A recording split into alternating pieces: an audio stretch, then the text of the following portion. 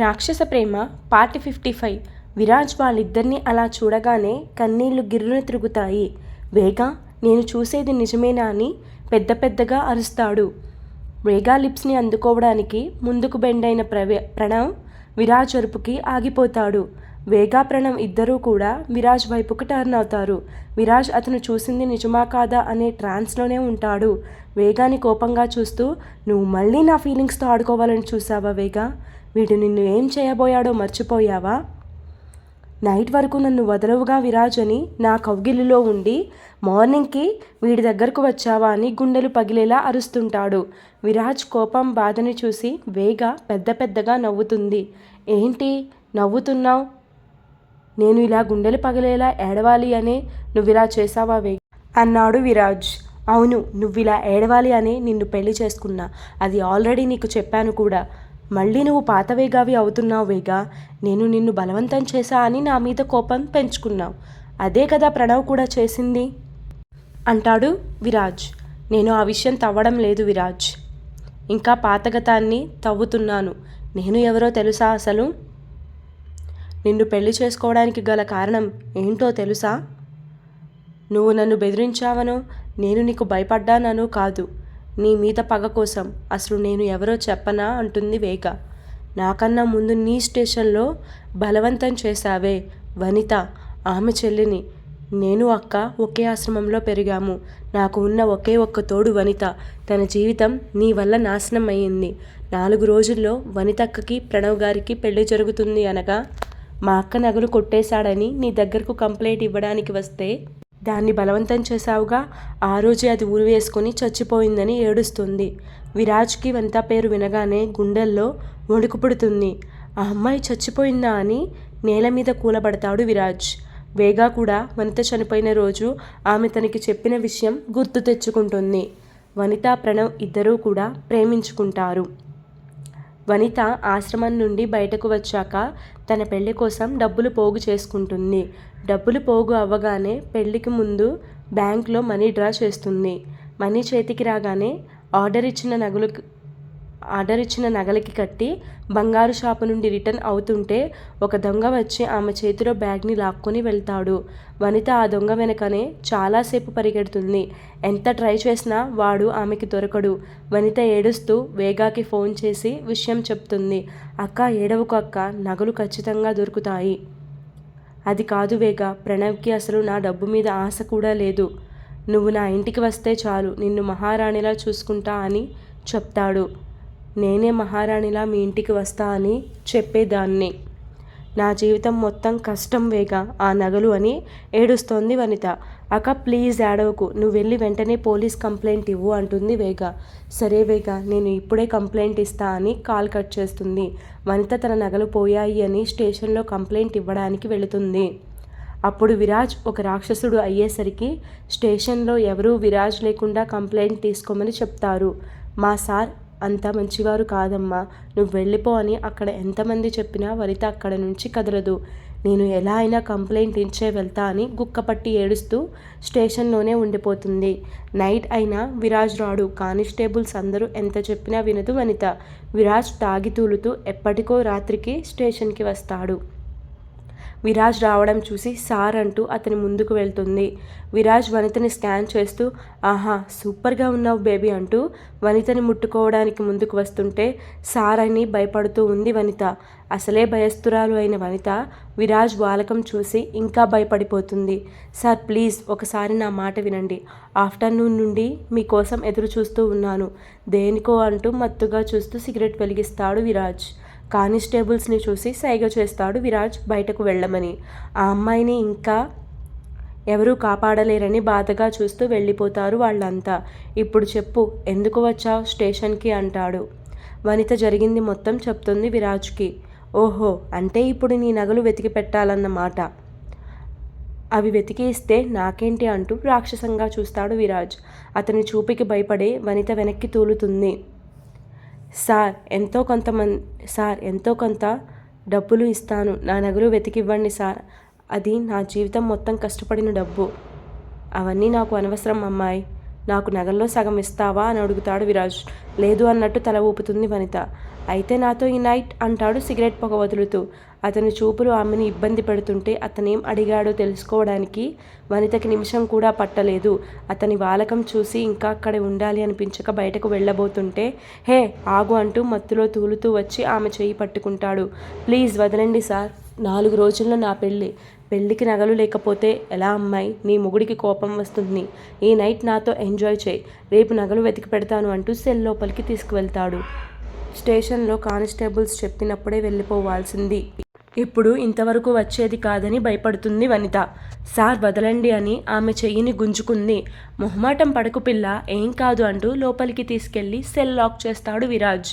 వనితకి ఏం చెయ్యాలో తోచక ఒక మూలకి వెళ్ళిపోయి ఫోన్ తీసి లాస్ట్ డైలర్ నెంబర్కి ఫోన్ చేస్తుంది. వేగా అటు సైడ్ ఫోన్ లిఫ్ట్ చేసి, అక్క ఎక్కడ ఉన్నావు? ఆఫ్టర్నూన్ నుండి కాల్ చేస్తే లిఫ్ట్ చేయవే, కంప్లైంట్ ఇచ్చావా? పోలీసులు ఏమన్నారు అని అడుగుతుంది వేగా. వేగా నేను స్టేషన్ అంటూ భయంగా ఒక్కో మాట చెప్తుంది వనిత. వనిత గొంతులోని భయం కంగారు విని వేగా టెన్షన్ పడుతుంది. అక్క ఏమైందని భయంగా అరుస్తుంది. విరాజ్ సెల్ లాక్ చేసి ఆమె వైపుకు తిరిగేలోపు ఫోన్ చెవిలో పట్టుకొని ఉండడం చూసి, హే పిల్ల ఎవరికి ఫోన్ చేశావు అంటాడు విరాజ్. నువ్వెంతమందికి కాల్ చేసినా లాభం ఉండదు. ఈ విరాజ్తో ఈరోజు నువ్వు ఎంజాయ్ చేయాలి అంటూ నవ్వుతుంటాడు. ఫోన్లో విరాజ్ మాటలు సరిగ్గా వినిపించవు, కానీ ఎవరో అబ్బాయి గొంతు అని మాత్రం వేగాకి అర్థమవుతుంది. అక్క నువ్వెక్కడ ఉన్నావో చెప్పు, ఇప్పుడే వస్తా. వేగా నాకు చాలా భయంగా ఉంది, ఇతను నన్ను బలవంతం చేయబోతున్నాడని ఏడుస్తుంది వనిత. హే అమ్మాయి ఆ ఫోన్ పక్కన పడేయి అంటూ విరాజ్ ఆమె మీదకు వచ్చి ఫోన్ పక్కన పెడతాడు. రే ఎవర్రా నువ్వు అని వేగా ఫోన్లోనే గట్టిగా అరుస్తుంది. విరాజ్ అవన్నీ వినిపించుకునే స్థితిలో లేడు. వనిత 2 చేతులు పట్టుకొని మీదకు లాక్కుంటాడు. సార్ ప్లీజ్ నన్ను వదలండి అని వెక్కి ఏడుస్తుంది వనిత. నువ్వెంత ఏడ్చినా ప్రయోజనం లేదు పిల్ల అంటూ ఆమె నడుము పట్టుకొని దగ్గరకు లాగి పెదవులని అందుకుంటాడు విరాజ్. మందు స్మెల్ రావడం వలన కడుపులో తిప్పుతుంటే వనిత విరాజ్ని నెట్టేయడానికి చాలా ట్రై చేస్తుంది. అతన్ని విడిపించుకోవడం ఆమె వల్ల అవ్వక అతని చేతిలో బందీ అవుతుంది వనిత. గంట తర్వాత చిరిగిన బట్టలతో ఒక్కటే స్టేషన్ బయట అడుగు పెడుతుంది. ఆమె గమ్యం ఎటో తెలియక ఒక్కో అడుగు వేస్తూ ముందుకు కదులుతుంది. వనిత ఏదో ప్రమాదంలో పడిందని వేగా వార్డెన్ని పర్మిషన్ అడిగి బయటకు వెళ్దాం అనుకుంది. వేగా ఎంత బతిమిలాడినా అర్ధరాత్రి బయటకు పంపను అని స్ట్రిక్ట్గా చెప్తుంది. వేగా ఆ నైట్ అంతా కూడా వనిత కోసం కంగారు పడుతూ నిద్రపోకుండా అలానే గడుపుతుంది. తెల్లవారగానే వేగా వార్డెన్ దగ్గరకు వచ్చి, నైట్ నా అక్క ప్రమాదంలో ఉన్నా అని కాల్ చేసింది. ఎంత బతిమిలాడినా నన్ను పంపలేదు కదా, ఒక ఆడపిల్ల కోసమే నేను అడిగిందని ఆమెతో గొడవపడి హాస్టల్ వెకేట్ చేస్తుంది వేగా. నువ్వు వేరే అమ్మాయి గురించి చూస్తే నేను నీ గురించి ఆలోచించా వేగా. నీ ఇష్టం, వెకేట్ చేస్తా అంటే నేను ఫార్మాలిటీస్ పూర్తి చేస్తాను అంది వార్డెన్. ఓకే మేడం చెయ్యండి అంటూ వేగా ఫాస్ట్గా వనిత కోసం వెతకడం మొదలు పెడుతుంది. ముందు అక్క ఇంటి దగ్గర ఉందో లేదో చూసి వెతకడం నయం అనుకొని వనిత ఉండే ఇంటికి వెళ్తుంది వేగా. తలుపు దగ్గరగా వేసి ఉండడం చూసి అక్క ఉన్నావా అంటూ నెమ్మదిగా ఒక్కో అడుగు వేస్తూ ముందుకు కదులుతుంది. అలా వెతుకుతూ 2వ రూమ్కి వెళ్తుంది వేగా. ఆ గదిలో ఫ్యాన్కి వేలాడుతున్న వనితను చూడగానే అక్క అని వేగా ఏడుస్తూ కళ్ళు తిరిగి పడిపోతుంది. ఒక 20 మినిట్స్ తర్వాత నెమ్మదిగా లేచి అక్క అని ఫ్యాన్కి వేలాడుతున్న ఆమెను చూసి గుండెని పట్టుకుంది. ఆమెకి ఏం చేయాలో తోచక ప్రణవ్కి కాల్ చేసి వెంటనే వనిత ఇంటికి రమ్మని చెప్పింది. ప్రణవ్ వచ్చేలోపు ఫ్యాన్కి వేలాడుతున్న ఆమెని కిందకి తీసి ఏడుస్తూ ఉంది వేగా. ప్రణవ్ కార్ సౌండ్ వినిపించగానే బయటకు వెళుతుంది. హలో వేగా, ఏంటి మార్నింగే వచ్చావు మీ అక్క దగ్గరికి? పెళ్ళికి హెల్ప్ చేద్దామనా? అవును, మీ అక్కకి ఏమైంది? నిన్నటి నుండి కాల్ చేస్తే ఫోన్ లిఫ్ట్ చేయడం లేదు. నేను షాపింగ్లో బిజీ అయ్యేసరికి అంతగా పట్టించుకోలేదు అంటాడు ప్రణవ్ గారు అని ఏడవడం మొదలు పెడుతుంది వేగా. ఏంటి వేగా, దేనికి ఏడుస్తున్నావు? వనిత ఎక్కడా అని అతను కూడా కంగారు పడిపోతాడు. అక్క సూసైడ్ చేసుకుంది అని ఏడుస్తుంది వేగా. వాట్ అంటూ నేల మీద పడిపోతాడు ప్రణవ్. నిజం ప్రణవ్ గారు అని వేగా అతన్ని స్పృహలోకి తీసుకురావడానికి షోల్డర్ కదుపుతూ ఉంది. వేగా, నువ్వు అబద్ధం చెప్తున్నావు కదూ, అయినా తనకి సూసైడ్ చేసుకోవాల్సిన అవసరం ఏముంది అని ఫాస్ట్గా లోపలికి వెళ్తాడు. బెడ్ మీద నిస్సహాయ స్థితిలో ఉన్న వనితను చూసి గుక్కపట్టి ఏడుస్తుంటాడు ప్రణవ్. మెడ మీద తాడు గుర్తులను చూసి, వనిత, ఏంటిదంతా? నువ్వు చచ్చిపోవాలనే పెద్ద నిర్ణయం ఎందుకు తీసుకున్నావు? అంత కోపం, అంత కష్టం ఏం వచ్చింది అని ఆమెని గుండెలకి హత్తుకొని ఏడుస్తున్నాడు. వేగాకి ఆ గదిలోకి వెళ్ళే ధైర్యం కూడా లేదు. ఆమె జ్ఞాపకాలు ఆమెను నిలువెల్లా దహించి వేస్తుంటే శిలలా మారిపోతుంది వేగా. రాత్రి ఆ వార్డెన్ని ఎదిరించి వచ్చినా బాగుండేది. నీ చావుకి కారణం నేనే అని ఏడుస్తుంది. ప్రణవ్ వేగా దగ్గరకు వెళ్ళి, వేగా, నీతో వనిత అన్నీ షేర్ చేసుకుంటుంది కదా, చెప్పు, నా వనిత ఇలా అవ్వడానికి కారణం ఏంటో చెప్పు అని ఆమె భుజం పట్టుకొని అడుగుతాడు. వేగా తనకేం తెలియదు అని చెబుతుంది. నువ్వు అబద్ధం చెప్తున్నావు, ఏదో పెద్ద కారణమే ఉంది. అయినా చనిపోయే ముందు ఈ ప్రణవ్ ఉన్నాడని గుర్తులేదా తనకి? ఆమెకి ఏ ప్రాబ్లం వచ్చినా సాల్వ్ చేసే నేను ఉండగా ఎందుకు ఇలాంటి పని చేసింది అని ఏడుస్తూ తలని గోడకేసి కొట్టుకుంటూ, నువ్వు లేకుండా నేనెందుకు వనిత, నీతో పాటే నేను వచ్చేస్తా అని గోడకేసి తలని బాదుకుంటుంటే వేగా ఆపుతూ ఉంటుంది. ఏంటిది ప్రణవ్ గారు, మీరు చనిపోయి అక్క దగ్గరికి వెళ్తే అక్క ఆత్మ శాంతించదు. అక్క చావుకి కారణం తెలుసుకొని ఆ వ్యక్తికి శిక్ష పడినప్పుడే తన ఆత్మకి విశ్రాంతి దొరుకుతుంది. ఆమె ఈ స్థితికి రావడానికి కారణం ఏంటో తెలుసుకోవాలి. నీకు కానీ నాకు కానీ తన సిచ్యువేషన్ని చెప్పలేదుగా వేగా అంటాడు ప్రణవ్. నిన్న వనిత కాల్ చేసి వేగాతో నగలు పోవడం గురించి చెప్పిన దగ్గర నుండి మొత్తం చెబుతుంది వేగా. అంటే వనితని నిన్న నైట్ ఎవడో బలవంతం చేయబోయాడు, అందుకే సూసైడ్ చేసుకుందా అంటాడు ప్రణవ్. చేయబోతే సూసైడ్ ఎందుకు చేసుకుంటుంది ప్రణవ్ గారు? వాడు అక్కని ఏదో చేసి ఉంటాడు, అందుకే ఆత్మహత్య చేసుకుంది. తన ఒంటి మీద గాయాలు చూడండి అంటూ ఏడుస్తుంది. నా వనిత చనిపోవడానికి కారణమైన ఏ ఒక్కడిని వదిలిపెట్టను అని గట్టిగా అరుస్తాడు ప్రణవ్. ఎవరో ఏంటో తెలియకుండా మనమేం చేస్తాం అంది వేగా. పోలీస్ కంప్లైంట్ ఇస్తాను. మా మావయ్య ఎమ్మెల్యే, ఆయన పవర్ యూజ్ చేయించి ఖచ్చితంగా ఆ విధుని పట్టుకుంటాను వేగా అంటాడు ప్రణవ్. ఇప్పుడే పోలీసులకి ఫోన్ చేస్తా అని ఫోన్ తీస్తుంటే వేగాకి బెడ్ పక్కన ఒక పేపర్ కనిపిస్తుంది. ఒక్క నిమిషం ప్రణవ్ గారు అంటూ ఆ పేపర్ని చేతుల్లోకి తీసుకొని చదువుతుంది. అందులో ఉంది చదివాక వేగాకి మైండ్ వర్క్ చేయడం ఆగిపోతుంది. ఏముంది అందులో, ఎందుకు ఫ్రీజ్ అయ్యావంటూ లెటర్ తీసుకొని చదువుతాడు ప్రణవ్. కాపాడే పోలీసే అక్కని ఈ విధంగా చేశాడు. ఇంకా అక్క గురించి కంప్లైంట్ ఇచ్చిన అక్క మీదే ఏదో ఒక తప్పుడు కేసు పెట్టి ఈమెని తప్పుడు దానిలా చిత్రీకరిస్తారు. కానీ న్యాయం మాత్రం జరగదు ప్రణవ్ గారు. అలా ఎందుకు అనుకుంటావు వేగా? మా మావయ్యతో మాట్లాడతాను. లేదు, మీరు ఎవరితో మాట్లాడొద్దు. రాజకీయ నాయకులు, పోలీసులు అందరూ ఒకరికి ఒకరు హెల్ప్ చేసుకుంటూనే ఉంటారు. నా అక్క పరిస్థితి కారణం డ్యూటీ చేయాల్సిన బాధ్యత కలిగిన వ్యక్తి. న్యాయం కోసం పోరాడుతూ నా అక్కని ఇంకా అందరి ముందు నుంచోపెట్టి తన పరువుని తీయడం నాకు ఇష్టం లేదు. అలా అని ఆ దుర్మార్గుడిని వదిలేయాలా వేగా అంటాడు ప్రణవ్. లేదు ప్రణవ్ గారు, అతని మీద పగ నేను తీర్చుకుంటాను. నా అక్క నరకం అనుభవించి చచ్చిపోతే నేను అతన్ని బతికే ఉంచి నరకం అనుభవించేలా చేస్తాను. నాకొక హెల్ప్ చేయండి ప్రణవ్ గారు. ఆ వ్యక్తి ఎవరో మీరే కనుక్కోవాలి. వేగా, నువ్వు చేసేది తప్పేమో అంటాడు ప్రణవ్. ఒకవేళ కంప్లైంట్ ఇచ్చి అతనికి శిక్ష పడేలా చేసినా అతను తప్పించుకోగలడు.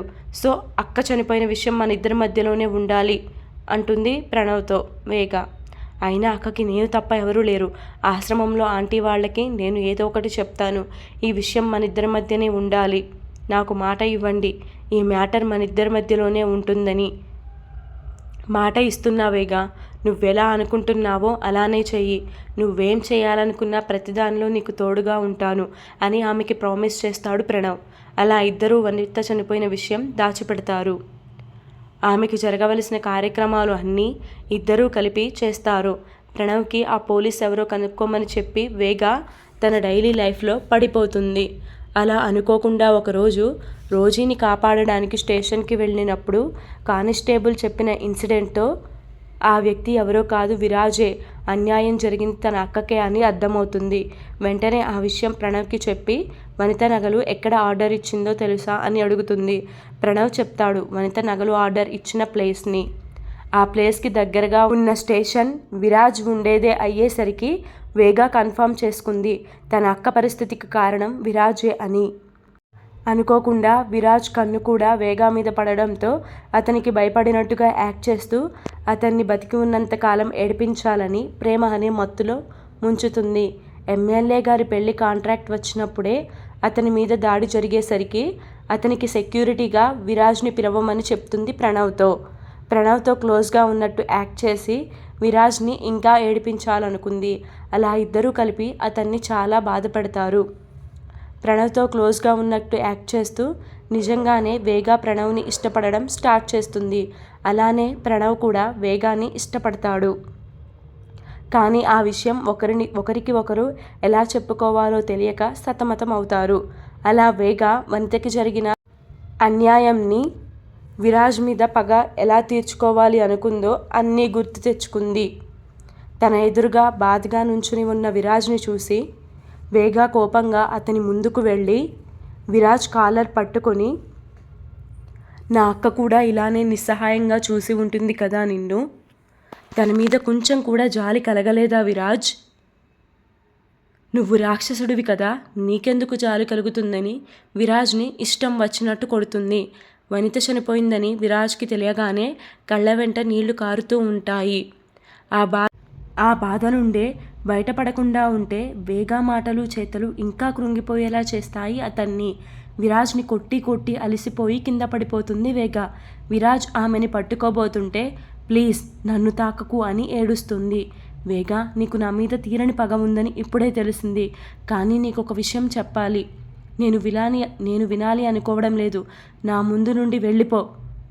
విరాజ్ కోపంగా చూస్తూ, వేగా ఒకే ఒక్క మాట అడుగుతాను నిన్ను, చెప్పు, ఇంకా నీ కంటికి కనిపించను అంటాడు. నా మీద నువ్వు కనిపించిన ప్రేమ అంతా నాటకమేనా అని అడుగుతాడు. అవును, అంతా నాటకమే, నాకు నీ మీద ప్రేమ లేదు అంటూ ఏడుస్తూ తల దగ్గర చెయ్యి పెట్టుకుంది వేగా ప్లీజ్ ఎక్కువ స్ట్రెస్ తీసుకోకు అంటూ ప్రణవ్ వస్తాడు. రేయ్, నా వైఫ్ని టచ్ చేయకు అంటాడు కోపంగా విరాజ్. నువ్వే నన్ను టచ్ చేయకు అంటూ కళ్ళు తిరుగు పడిపోతుంది వేగా. ప్రణవ్ వేగా అంటూ ఆమెని లిఫ్ట్ చేయబోతుంటే ప్రణవ్ని కోపంగా చూసి డోంట్ టచ్ మై వైఫ్ అంటూ ఆమెను ఎత్తుకొని ఫాస్ట్గా హాస్పిటల్కి తీసుకువెళ్తాడు విరాజ్ వేగా వెనకాలే ప్రణవ్ కూడా వెళ్తాడు. ఈరోజు ఎపిసోడ్ ఇంతతో కంప్లీట్ అయిపోయిందండి. వనిత మ్యాటర్ నేను ఆల్రెడీ ముందు పార్ట్స్లో మీకు చెప్పానండి. అంటే రోజీ గురించి కంప్లైంట్ ఇవ్వడానికి వెళ్ళినప్పుడు జరిగింది కదా, అక్కడ ఉంటుంది. స్టోరీకి సంబంధం లేకుండా అయితే కావాలని అయితే రాయలేదండి. వేగా పాపకి కళ్ళు తిరిగాయి, మ్యాటర్ ఏంటో మరి. For more updates do follow me, story continuous.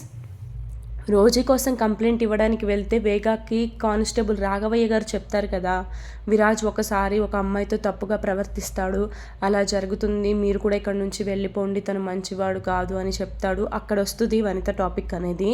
మీరు అబ్జర్వ్ చేస్తే నాకు తెలిసి 2, 3, 4, 5 ఈ 4 అప్డేట్స్లో ఉండొచ్చని నేను అనుకుంటున్నాను. చూడండి, ఫస్ట్ ఎపిసోడ్లో ఒకసారి చూస్తే మీకు ఆ విషయం గురించి క్లారిఫై అవుతుంది. అండ్ నేను ముందే చెప్పాను, ఈ టాపిక్ కూడా తీసుకొచ్చాను, బట్ ఇదంతా మీకు తెలియదు కదా, ఇదే మీకు ఇస్తానని చెప్పిన బిగ్గెస్ట్ ట్విస్ట్ అనమాట. ఇప్పుడు మన వేగా విరాజ్ని ఎందుకు అంతలా హేట్ చేస్తుందో మీకు ప్రాపర్ రీజన్ తెలిసింది కదా. ఇప్పుడు మీరు ఎవరి సైడ్ మాట్లాడతారో నాకు చూడాలని ఉంది కామెంట్స్లో. విరాజ్ తరపున మాట్లాడతారా, లేకపోతే వేగాకి సపోర్ట్ చేస్తారా, లేకపోతే ఇద్దరిని కలిపి తిట్టేస్తారా? చూద్దాం. నాకైతే కామెంట్స్ చూడాలని అయితే చాలా ఎక్సైటెడ్గా ఉంది. అందరూ వేగా ట్విన్ అనుకున్నారు, కాదండి, ఉన్నది ఒకే ఒక్క వేగా.